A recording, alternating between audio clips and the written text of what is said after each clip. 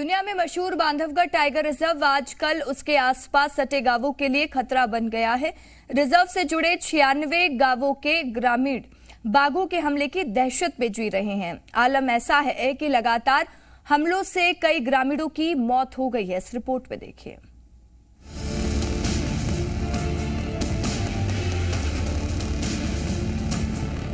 बाघ दर्शन के लिए दुनिया भर में मशहूर बांधवगढ़ टाइगर रिजर्व के बफर एरिया से लगे 96 गांवों के ग्रामीण बाघ की दहशत का सामना कर रहे हैं। आलम यह है कि बाघों के हमले से इसी साल अप्रैल के बाद से 6 ग्रामीणों की मौत हो गई और दर्जनों मवेशी रोजाना बाघ का निवाला बन रहे हैं। प्रबंधन के मुताबिक टाइगर रिजर्व में कैरिंग कैपेसिटी से ज्यादा बाघ मौजूद हैं। बांधवगढ़ के कोर और बफर क्षेत्र मिलाकर कुल 1680 वर्ग किलोमीटर के जंगल में 100 बाघों के रहवास की क्षमता है, लेकिन साल 2022 की गणना में यहां 160 से ज्यादा बाघों की मौजूदगी के आंकड़े जारी हुए हैं और ये संख्या लगातार बढ़ रही है। संख्या बढ़ने से बाघ जंगल से लगे गांवों की ओर रुख कर रहे हैं, जहां उनका सामना ग्रामीणों से हो ही जाता है और हमले में ग्रामीणों की जान चली जाने से प्रबंधन को मैन एनिमल कॉन्फ्लिक्ट का सामना करना पड़ता है। साहब की रात में जैसे अपन उमरिया से आए, बरबसपुर से आए, जंगल में जब आते हैं रोड में तो बाघ से डर भय लगता है थोड़ा सा। खेती किसानी में सुअर चीतर खाते हैं, नुकसान करते हैं। अरे होगा साहब, शासन का नियम है कि अपनी फसल नुकसानी करवाओ, पटवारी से देखवाओ, फॉरेस्ट गार्ड से देखवाओ, पर मिलता है कुछ नहीं है। मवेशी के पीछे लगे रहते हैं, बीच जंगल में लेके जा नहीं सकते हैं, हमारे से आसपास लिए रहते हैं और आए दिन वो आते जाते हैं और एक आध जानवर को मार भी देता है, साथ में आदमी भी को मार देते हैं। कौन आता है? और इसका कोई समाधान हो तो समाधान अभी तक नहीं है। अभी तक समाधान नहीं हुआ है। देखिए, बांधवगढ़ टाइगर रिजर्व में बाघों की स्थिति दिनों दिन बढ़ते जा रही है। उनका घनत्व काफी बढ़ चुका है, कैरिंग कैपेसिटी से ज्यादा हो चुका है और बाघों का साथ जंगल भी, हमारे यहाँ इतना जंगल भी नहीं है, जंगल कम है उस हिसाब से देखा जाए।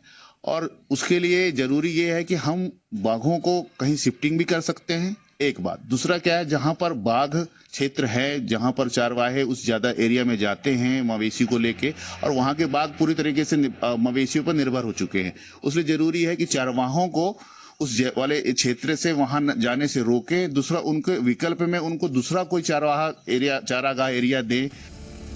गांवों में बाघों की दहशत रोकने के लिए प्रबंधन अब तक 9 बाघों का रेस्क्यू भी कर चुका है। बावजूद इसके पार्क प्रबंधन ग्रामीणों को बाघ की समस्या से निजात दिलाने और बाघों को गांवों की ओर जाने से रोकने में नाकाम है।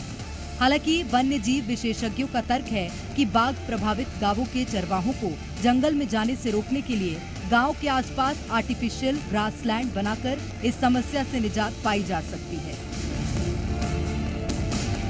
यहाँ की जो कैरिंग कैपेसिटी से थोड़ा सा ज़्यादा ही बाघ यहाँ पर बांधवगढ़ टाइगर रिजर्व में हैं और बांधवगढ़ टाइगर रिजर्व के बाघों की एक ही टेरिटरी कम एरिया में अपनी टेरिटरी स्थापित कर लेते हैं, क्योंकि यहाँ पर पर्याप्त प्रे बेस और पानी और छिपने के लिए जो जगह उनके लिए उपलब्ध है, रहवास उपलब्ध है।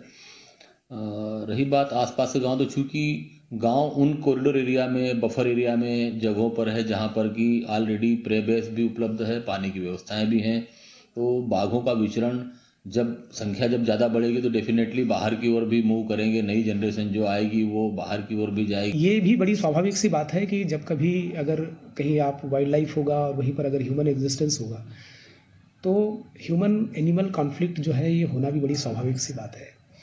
तो अभी जो सामान्य तौर पर हमारे सामने जो चुनौतियां आती है, तो अक्सर 2-3 तरह की चुनौतियां आती है। एक तो आती है कि जनहानि होती है, विशेषकर अगर कभी टाइगर के साथ कॉन्फ्लिक्ट हो जाता है ग्रामवासियों का, तो जनहानि होने पर हमें एक त्वरित जो है उनको एक मुआवजा देने की कार्रवाई करनी पड़ती है।